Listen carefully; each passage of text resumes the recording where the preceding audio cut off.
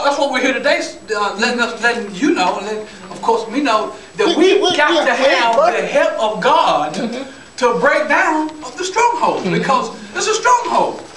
People sometimes that is an impulsive liar. When they lie, they believe themselves. They believe they tell the truth. It's a habit. It's just habit.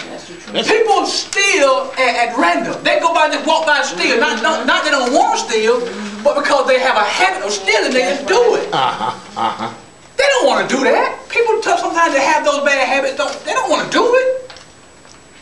Sometimes they wish they didn't have the habit to do it, but because they do it, they cannot stop themselves. It takes the power of God to stop them. That's why we're going to deal with 12 steps today. 12 steps. We have part 1, part 2. We're going to get through 6 of these steps today before we finish. The first step, of course, is change our position, our purpose in life. What is our purpose in life? We have to understand our purpose. What is our purpose? I mean, why are we here? We are here because God had a purpose for each of us. Huh? We are in our purpose right now because God had a purpose for each of us. And that purpose is being fulfilled right now. And you know, I often talk to this minister because you all have heard me say it before. This was ordained here. This period in our life, it was ordained. And that was one of the purposes that we are here.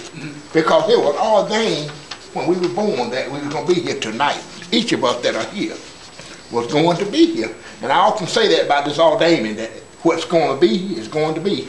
And here we are. But oftentimes when you ask someone their purpose, that doesn't motivate.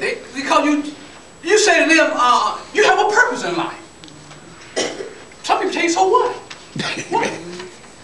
People have to be willing to act and be motivated to their purpose. But you know, you have to be motivated. Like good Deacon Calhoun always say, he's excited to be here. Excited to be here. Why should we be so excited to be here? Because of what God did for us. Amen. God did for us. We're dealing with tearing down the strongholds. That's going to be our first step. Understanding our purpose. Our purpose is not to commit these bad habits all the time. Amen. Our purpose is to be a witness for Jesus Christ. For Jesus Christ. That is our main purpose. Amen. Amen. Turn to Romans 1. Romans 12, 1 and 2. Romans 12, 1 and 2.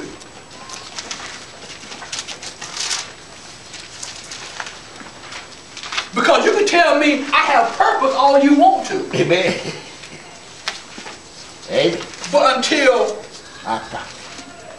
read Romans 12, 1 and 2. Until this right here happens, you can tell me this all you want. When you have it, say amen. Amen. It says, I beseech you, brethren, therefore, brethren, by the mercies of God, that ye present your bodies a living sacrifice, holy, acceptable unto God, which is your reasonable service. And be not conformed to this world, but be transformed by the renewing of your mind, that ye may prove what is that good and acceptable and perfect will of God. So therefore, my first reaction is, unless my mind is renewed, you can tell me anything. Amen. You can tell me tell me anything. Because as a man thinketh, so is he. So is he. So my mind, I can't be a part of the world, even though I'm in the world. But I have to be renewed by my mind. Renewed of what? Renewed of what? It's a change of mind. Renewed of the things that God has for me. Okay, that's good. Renewed of the things that God has for us. Purpose. We all have a purpose. We all have a purpose to live, to be that which God has called us to be, and die. Lord have mercy. Now, I mean, die the first time. We don't have to die the second. That's why Jesus Christ died on the cross, so that we wouldn't have to face the second death. But we all will face the first.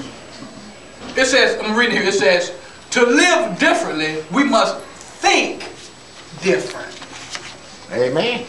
Amen. It said we must not seek to be like the world, but to use our bodies in God's service. Use our bodies in God's service. Now think about it. Now we're talking about these bad habits. Now oftentimes when we're doing these bad habits, do you think we're doing them in God's service? When we commit these, when people commit bad habits? Now you might not have to have no bad habits. That's what people endure. When people, I can guarantee you, one day or another, one day we have faced a habit or two. We're not facing that.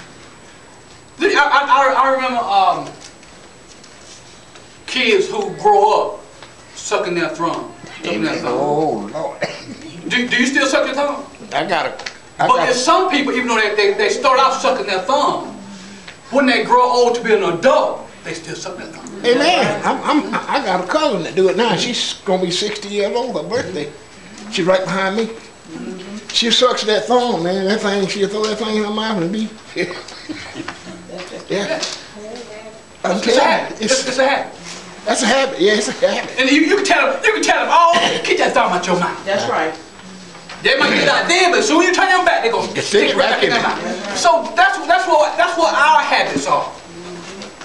Now people, Christian, come to church and they have a form. They come in, they know how to sit, they know how to hold their mouth, they know how to clap their hand. But because of their habit, when they get home, they can cuss like sailors. Lord have mercy. Turn the house out. But do they want to all the time? Now some people want to cuss, but everybody don't want to cuss. That's right. Everybody don't want to do things that's not of God. They don't want to do things that's not of God. Amen.